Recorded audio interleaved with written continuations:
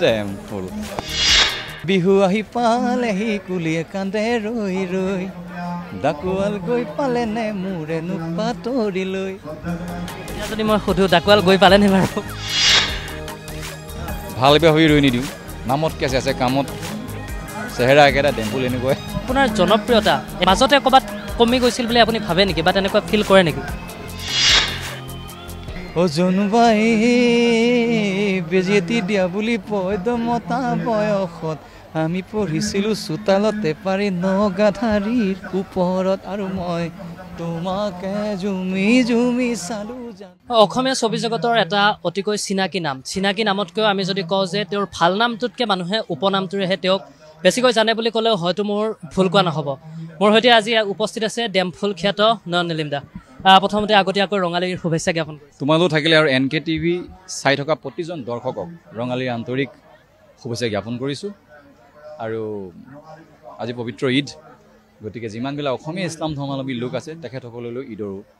আন্তৰিক অভিনন্দন জ্ঞাপন কৰিছোঁ কেনেকুৱা বিহু বুলি ক'লে এইবাৰ কেনেকুৱা ধৰণৰ কি প্লেন আছে আপোনাৰ বিহু গতানুগতিক শদিয়াৰ পৰা ধুবুৰীলৈকে ঘূৰি ফুৰা আৰু খালি এটা কথা আমি সাৱধানে ঘূৰি ফুৰাৰ দৰকাৰ কাৰণ আমাৰ দেখা যায় এইখিনি সময়তে আমাৰ ভালেমান সংখ্যক শিল্পী মানে দুৰ্ঘটনাত পতিত হয়তো দুৰ্ঘটনাৰ খবৰ আহে আৰু গতিকে এটা কথা ক'ব বিচাৰোঁ কি সাৱধানতাৰ অৱলম্বন কৰাটো খুব দৰকাৰী কাৰণ ৰাতি ৰাতি অনুষ্ঠান হয় অনুষ্ঠানৰ পিছত আমাৰ ড্ৰাইভাৰবিলাকে সময়মতে নুশুৱে তাৰ কাৰণে আমাৰ সম্ভাৱনাপূৰ্ণ আৰু আমাৰ কি কয় যিমানবিলাক আমাৰ প্ৰতিভাৱান শিল্পীক তেখেতসকল আমি আমাৰ মাজৰ পৰা হেৰুৱাবলগীয়া হয় বিহুৰ অনুষ্ঠান ৰখা হৈছে নেকি ক'ৰবাত বিহুৰ অনুষ্ঠান আছে মই ক'লোৱে গতানুগতিক শদিয়াৰ পৰা ধুবুৰীলৈকে আছে আজিৰ পৰা যেতিয়াৰ পৰা জোনবাই যেতিয়াৰ পৰা আৰম্ভ হৈছিলে তাৰ পিছৰ বছৰৰ পৰাই আমি শদিয়াৰ পৰা ধুবুৰীলৈকে ঘূৰি ফুৰাটো নিয়মেই হৈ গ'ল যিহেতু জোনবাইৰ কথা আনিছে বিহুৰ সময়ত বিশেষকৈ সেই গানবিলাক বহু চৰ্চিত হয় নহয় জানো সেই গানবিলাক এতিয়াও গুণগুণা পৰিলক্ষিত খিটিক কৰি ঐ লাহৰি মাকো মাৰি তাতে নুবৈ আছিলা আমি গৈ ওলালো তাত লাহৰি বহিবলৈ ফিৰা পাৰি দিছিল বিহু আহিলে কিন্তু আজিৰ নৱপ্ৰজন্মই এটা গান বিশেষকৈ ষ্টেটাছৰ যিহেতু আজিকালি যুগ ষ্টেটাছত লগোৱা দেখা পায় যে বিহু আহি পালেহি সেই গানটো যদি অকণমান গুণগুণাই দিয়ে বিহু আহি পালেহি কুলিয়ে কান্দে ৰৈ ৰৈ ডাকুৱাল গৈ পালে নে মোৰেনো পাতৰি লৈ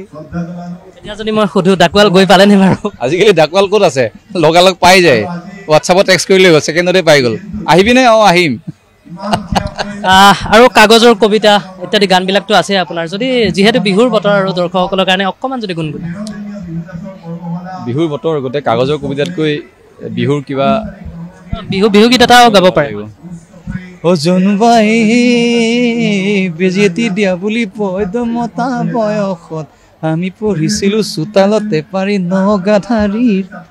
ওপৰত আৰু মই তোমাকে জুমি জুমি চালো জানোই মই তোমাকে জুমি জুমি চালো জানোই লেমৰ পোহৰত তোমাৰ মুখনি নতুন ৰঙেৰে উঠিছিল জিলিকি ভিতালী বাই গাই থোৱা গানবিলাক কিন্তু এতিয়াও চৰ্চাত নহয় জানো তেখেতে গালে বিশেষও লাগে কমলিকাই কিন্তু সেইখিনি আয়ত্ব কৰিছে ভিতালী বাৰ ছোৱালীজনী হয় হয় তাই যথেষ্ট প্ৰতিভা সম্পূৰ্ণ এগৰাকী তাই কণ্ঠশিল্পী গতিকে তাইৰ উত্তৰটো কামনা কৰিছোঁ কাৰণ তেখেতৰ সম্ভাৱনা আছে যে তেখেতে ভিতালী বাৰ প্ৰতি অসমবাসীৰ ৰাইজৰ যি আশা আছিলে সেই আশাটো পূৰা কৰিব পাৰিব নয়নদা মই এটা কথা অকণমান জানিব চেষ্টা কৰিম আপোনাৰ জনপ্ৰিয়তা এতিয়াও আছে আমি দেখিছোঁ আজিও আপুনি গান গোৱাৰ লগে লগে কেনেকৈ ৰাইজে আৱৰি ধৰিছে মাজতে ক'ৰবাত কমি গৈছিল বুলি আপুনি ভাবে নেকি বা তেনেকুৱা ফিল কৰে নেকি বন্ধুৰ বা সেই আগলৈকে তাৰ আচলতে প্ৰথম কথাটো ৰাইজৰ যি মৰম আগতেও এতিয়া একেই আছিলে এতিয়াও একেই আছে আৰু মই বিশ্বাস আগন্তুক দিনতো একেই থাকিব কিয়নো আৰু আমি সদায় ৰাইজৰ কাৰণে কাম কৰি যাওঁ আৰু ৰাইজে আমাৰ সম্পত্তি ৰাইজে ভাল পালে আমিবিলাক আছোঁ ৰাইজে ভাল নাপালে আমিবিলাক নাই গতিকে জনপ্ৰিয়তা থকা নথকাটো সেইটো এটা বেলেগ এটা বস্তু কিন্তু এজন শিল্পকৰ্মৰ লগত জড়িত ব্যক্তি এজন সদায় ৰাইজৰ মাজত থাকিব বিচাৰোঁ জনপ্ৰিয়তা আজি আছে কাইলৈ নাই আকৌ পিছলৈ এদিন আহিব নৱপ্ৰজন্মৰ ল'ৰা ছোৱালীয়ে কাম কৰি আছে, চবকে আদৰি লৈছে। গতিকে মই বিচাৰোঁ কি ৰাইজৰ মাজত এজন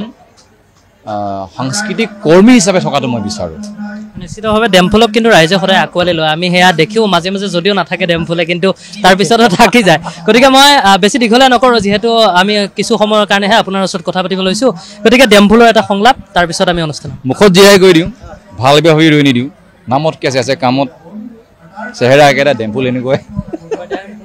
ডেমফুল। যাওঁ দিয়া। ধন্যবাদ জ্ঞাপন কৰিছোঁ। আৰু এয়া আছিলে অভিনেতা নয়ন নলিম। ইতিমধ্যে তেখেতে আমাক কিছু সময় দিলে আৰু তাৰ বাবে আমি তেখেতক ধন্যবাদ জ্ঞাপন কৰিছোঁ আৰু সদৌতিলৈকে ৰঙালী বিহুৰ আগতীয়াকৈ আন্তৰিক হিয়াভৰা শুভকামনা জনাইছোঁ।